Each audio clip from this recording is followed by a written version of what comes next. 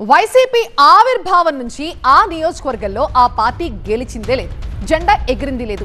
అక్కడి నుంచి ఓడిపోయిన నేతకు మంత్రి పదవి కట్టబెట్టినా ఫలితం లేకపోయింది. 2014 నుంచి అక్కడ తగిలిన ఎదురు దెబ్బలు, వరుస ఓటములతో వైసీపీ అధిష్టానం విసిగి వేసారిపోయింది. ఎంతమంది నేతలను మార్చినా ఫలితం లేకపోవడంతో ఈసారి కులాల కూడికలు తీసిమెతల ఫార్ములాని అప్లై చేసింది. బలమైన సామాజిక వర్గానికి చెందిన నేతను ఇన్ఛార్జిగా నియమించింది. మరి ఈసారైనా ఫలితం దక్కేనా? ఇంతకీ ఏదా నియోజకవర్గం, ఎవరా నేత? 2014 నుంచి అదే తీరు. వరుసగా 3 సార్లు ఓటమి. వైసీపీ హైకమాండ్ సతమతం. రేపల్లెలో వైసీపీని గెలిపించే గోపాలుడేడి? అతడే రేపల్లె కృష్ణుడా? రేపల్లె వైసీపీలో జోష్ నింపేందుకు అధిష్టానం చర్యలు చేపట్టింది. గత ఎన్నికల ముందు తీసుకున్న నిర్ణయాలు కలిసి రాకపోవడంతో మరోసారి మార్పులు చేర్పులు మొదలుపెట్టింది. గతంలో ఇన్ఛార్జిగా ఉన్న వ్యక్తిని తప్పించి మరొకరిని ఇన్ఛార్జిగా నియమించింది. ఆర్థిక అంశాలతో పాటు సామాజిక సమీకరణాలను పరిగణలోకి తీసుకొని ఇన్ఛార్జి నియామకం చేపట్టారు. రేపల్లె నియోజకవర్గంలో వరుస ఓటములను తప్పించి గెలుపు దిశగా అడుగులు వేయాలన్న ఉద్దేశంలో వైసీపీ అధిష్టానం ఉన్నట్లు తెలుస్తోంది. 2009లో నియోజకవర్గాల పునర్విభజన తర్వాత కూచినపూడి నుంచి మోపిదేవి వెంకటరమణ రేపల్లె అసెంబ్లీ నియోజకవర్గానికి మారారు. అప్పట్లో కాంగ్రెస్ అభ్యర్థిగా బరిలోకి దిగిన మోపిదేవి వెంకటరమణ టీడీపీ అభ్యర్థి అనగాని సత్యప్రసాద్పై విజయం సాధించారు.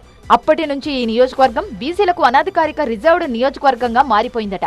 టీడీపీ నేత అనగాని సత్యప్రసాద్ గౌడ్ సామాజిక వర్గానికి చెందినవారు కాగా, మోపిదేవి వెంకటరమణ మత్స్యకార సామాజిక వర్గానికి చెందిన వ్యక్తి.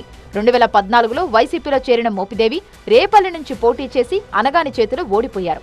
2019లోనూ మరోసారి వీళ్ళిద్దరే తలపడినా మోపిదేవికి ఓటమి తప్పలేదు. వైసీపీ 151 సీట్లు గెలిచిన సమయంలోనూ మోపిదేవి రేపల్లె నుంచి గెలుపొందలేకపోయారు. అయితే మోపిదేవి ఓడిపోయినా ఆయనను ఎమ్మెల్సీ చేసి మంత్రి పదవిని కట్టబెట్టారు జగన్. ఆ తర్వాత జరిగిన పరిణామాల్లో మోపిదేవిని ఎంపీగా చేసి రాజ్యసభకు పంపారు. 2024 ఎన్నికల్లో రాష్ట్ర వ్యాప్తంగా అనేక మార్పులు చేర్పులు చేసిన వైసీపీ అధిష్టానం వరుసగా 2 సార్లు ఓటమి పాలైన మోపిదేవికి టికెట్ ఇచ్చేందుకు నిరాకరించింది. గౌడ్ సామాజిక వర్గానికి చెందిన ఈపూరి గణేష్ ను గత ఎన్నికల్లో బరిలోకి దించారు. మాజీ ఎమ్మెల్యే తనయుడు, ప్రముఖ డాక్టర్ అయిన గణేష్ నియోజకవర్గంలో పెద్దగా ప్రభావాన్ని చూపలేకపోయారు. మోపిదేవి కూడా పూర్తిగా సహకరించకపోవడం, కూటమి గాలి బలంగా వీచడంతో గణేష్ ఓడిపోయారు. అయితే ఓడిపోయిన తర్వాత కూడా వైసీపీ క్యాడర్ కు గణేష్ దగ్గర కాలేపోయారట. ఆయన పార్టీ కార్యక్రమాల్లో చురుగ్గా పాల్గొనకపోవడంతో క్యాడర్లో అసంతృప్తి పెరిగిపోయిందట. మరోవైపు 2024 ఎన్నికల తర్వాత మోపిదేవి వెంకటరమణ తన ఎంపీ పదవికి రాజీనామా చేసి టీడీపీలో చేరిపోయారు. వరుస విజయాలతో టీడీపీ బలం పెరగడంతో పాటు అనగాని సత్యప్రసాద్ను మంత్రి పదవి వరించింది. రెవెన్యూ మంత్రిగా అనగాని దూకుడు ప్రదర్శిస్తున్నారు.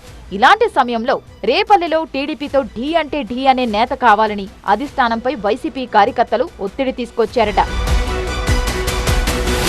గణేష్ పెద్దగా ప్రభావం చూపడం లేదన్న నిర్ణయానికి వచ్చిన వైసీపీ అధిష్టానం నియోజకవర్గంలో ఇన్ఛార్జిని మార్చడానికే మొగ్గు చూపింది.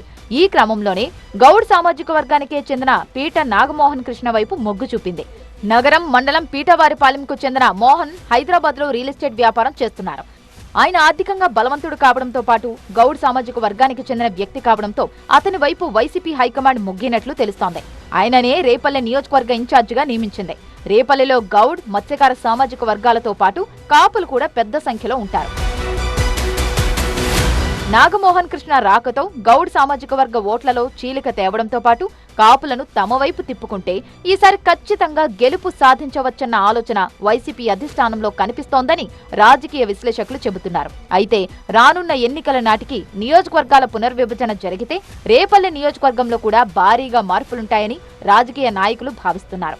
ఏది ఏమైనా రేపల్లె మాత్రం బీసీలకు పెట్టని కోటగా ఉంది. ఎన్ని మార్పులొచ్చినా వచ్చే ఎన్నికల్లోనూ ఇక్కడి నుంచి బీసీ నేతలే బరిలో దిగుతారంటున్నారు. దీంతో ముందస్తుగానే వైసీపీ బలమైన అభ్యర్థికే ఇన్ఛార్జి పదవి ఇచ్చినట్లు పార్టీ క్యాడర్ భావిస్తున్నారట. అధిష్టానం తన మీద పెట్టుకున్న నమ్మకాన్ని మోహన్ కృష్ణ నిజం చేస్తారా? ఇక 3 సార్లు ఓడిపోయిన రేపల్లెలో వైసీపీని ఈసారైనా మోహన్ కృష్ణ గెలిపిస్తాడో లేదో చూడాలి.